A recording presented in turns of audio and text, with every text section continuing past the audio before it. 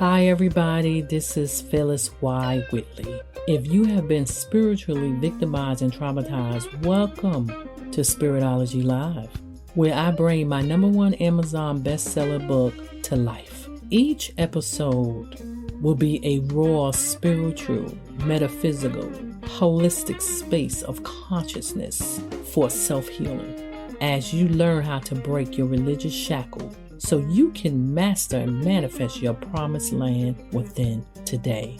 Let's go. Hello. I hope everybody is having a beautiful spring. Today is, let me just say we're in May. May 2022. So if you hear this later on down the line, welcome. First of all, I want to give thanks to all the communities of listeners who have downloaded my podcast. Please, if you're listening, download it. I thank you for that and I appreciate you. Now, also, I have a host of podcast episodes. Please catch up with it because each episode leads you to the next one. I am led divinely by God. That's why I go off script. I think the only script that I have is my quotes and whatever I have marked in my book. But other than that, I just go ahead and let it out. So if you can't handle the raw, you got to get out of my kitchen.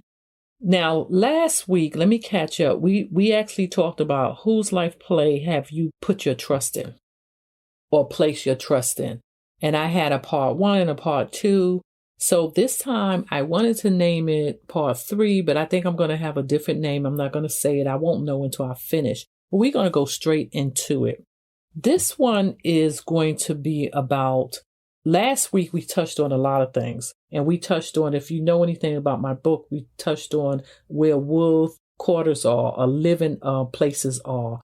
Religious shackles is literally a spiritual, I would like to say seed, because it have to be planted into you through your 5 senses. Okay. Once it's planted in you, it's going to grow. You have to prune it and cut out the weed. So it's just likened to a farmer who have a field, or even someone who has a house plant. If you are familiar with a house plant, you understand you put the seeds and literally it have to grow. And when weeds is in there, you got to take care of it. This is what the whole concept is. It's based on my book, Spiritology. And I focus on the religious seed that was there from the beginning of time. How do you know? One of the most notable episode in Genesis is when the religious, I say, shackles was inside the snake. And the snake went and told Eve something was not true. It was not true of her. And the rest is history. So just to recap, so you can understand why do I talk about this. I am not bashing your pastors. I'm not against churches. I myself, I am a Christian.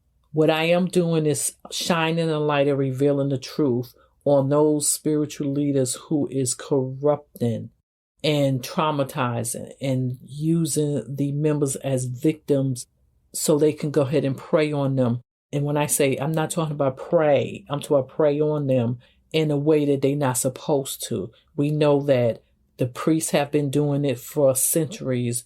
We know pastors are doing it, different denominations. It really doesn't matter. They are doing that. They are literally out here as wolves in sheep clothing, as God would say. And people are not really putting emphasis on this. Every time you turn around, someone is being exposed. And I have seen exposure years ago, but even like now, it is so much exposure. And I go on certain platforms and it's shocking to see some of these people who are supposed to be a spiritual leader. They are so into themselves.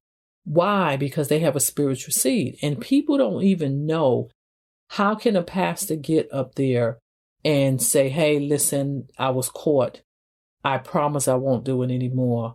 Please forgive me. And then A month later, they get caught again. Or the next year, they get caught again. People say, why? And they get to the point where they don't like God. They don't have no faith. Let me tell you something. Don't let one pony stop you from having a relationship and living your true destiny with God. Don't do it. Nobody out here is all of that. Could you imagine if you meet God in heaven and sometimes he can come in your dream, and in the dream and say, do you know I have a plan for you? But you stopped the plan and you said, oh, I had to because Bishop so-and-so touched me, or the priest, I caught the priest doing something with my son or something like that. I'm keeping it raw. I'm so sorry. My kitchen over here is hot. And I have to keep it raw because so many mothers and fathers are putting so much trust in these leaders. And you're supposed to trust them because you think they are the next best thing to Jesus. But let me tell you something. They are not. They are still flesh and blood, and they have to constantly build their spirit. What they're not doing is building their spirit. You ask, why do they do this? Because they are still human. And as long as we are in this clothing of flesh, God said, make every man a liar. So I am not preaching because I'm perfect.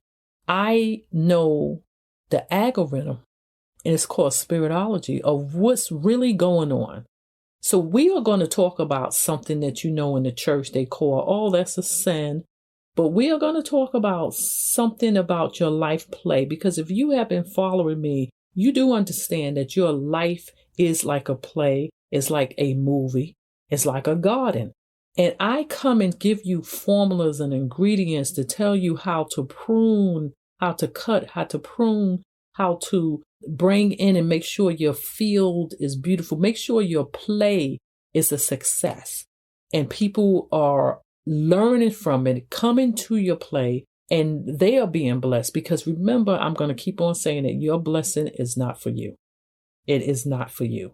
So we're going to jump in real quick after I explained that I took so long. Let's talk about the play, your life play. And what we're going to talk about is that we covered the institutions out, the food institution last week when we talked about gluttony, spirit, having that particular spirit that literally the church don't want to talk about. And I was under a holistic pastor, the area in Florida. He's great. I'm not going to put his name out there because I don't think, it's a pandemic and I haven't been there physically. But I will say he's holistic and he talking about everything. And we don't want to know anything but a Bible study because it's safe. People go to church, hear the Bible study, and then they walk away and they feel like, honey, God is going to bless me because I spend 1 hour in the church listening to a boring Bible study, or they're going to go and they go into a Catholic church and light the candle. And you know what? God honors me. It does not work that way. And then you wonder why you feel empty. You feel exposed sometimes. You feel like you haven't done anything.